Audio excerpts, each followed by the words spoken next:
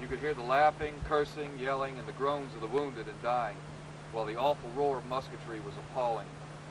Where the lines stood, the ground was covered in blue, and I believe I could have walked on them without putting my feet on the ground. Sergeant William Andrews, 1st Georgia.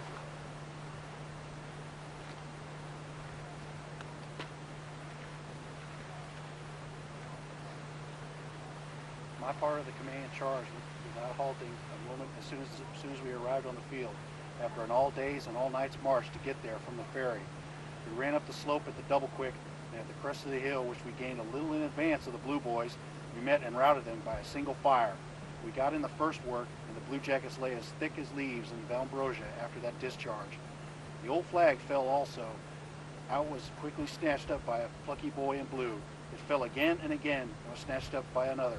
A third time the flag went down, and then we were pressing them so it seemed at our flag, till a Yankee ran back and slung it over his shoulder and ran past the Dunkard church, trailing its staff out in the open, beyond where they had posted a battery.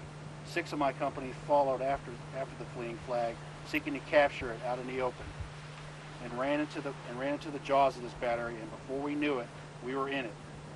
Amp Woods and the lieutenant rest there yet. Bill McCraven, Jerry Webb, and I were saved. Sergeant Charles C. Cummings, 17th Mississippi Infantry. Private Isaiah Bradwell. The remnant of our regiment formed in an apple orchard on the right of the brigade to assist holding back the hosts of the enemy. Colonel Douglas ran from the regiment to regiment, exhorting the men not to fire until the enemy reached the fence, to shoot low and make every bullet count. On they came, crashing down the rank growth of corn, while Hardaway's battery in rear of our line on a little hill mowed them down with grape and cancer, and Stewart's light battery enfiladed their ranks. Wide gaps were torn into blue lines, but they continued to come on until they reached the fence, and we began to get over in great disorder. This was the signal for us to open. The volley made them stagger and hesitate, but the second line came up, and despite the fire that came over and advanced slowly, finally halted only a few feet in our front, where they kept up the fight for a short while and began gradually to fall back to the fence. They broke in great disorderly mass toward the woods, while we helped them on by cheering and yelling.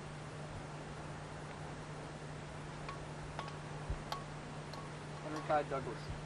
It was a dreadful scene, a veritable field of blood. The dead and dying lay as thick over it as harvest sheaves.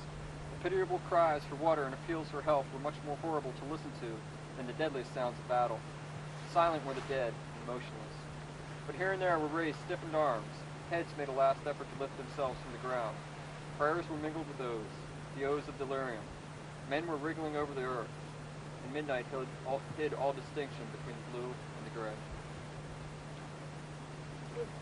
Lee's army withdrawing back over the Potomac. 5 days later, Abraham Lincoln will issue the Emancipation Proclamation, which says in part that any African slaves being held in land in states that are in rebellion will be free. Will change forever the reasons we fight this war.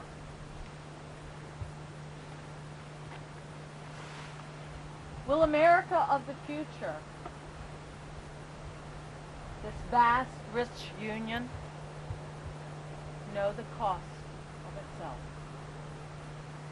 I'd like to end with these bits and pieces of Carl Sandburg's Grass. I am the seed ground. Terrible storms pass over me, and I forget. The best of me is sucked out and wasted, and then I forget. Sometimes I growl and shake myself and scatter a few red drops of blood for history to remember. And then I forget.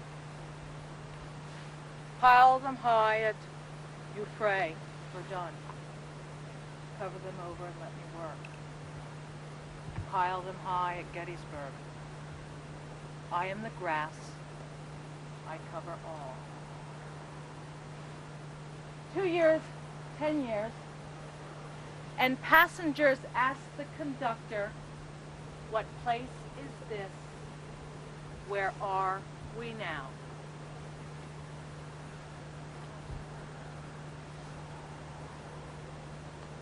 Part of us as Americans, I guess, we don't want to forget. We want to remember the cost so that we will not be passengers on that train that ask, what happened here? Where are we now? For we will know the place and the cost. Thanks for joining us this evening. We're going to head back to the Visitor Center. And if you have any questions at that point, Gail and I will be more than happy to entertain them.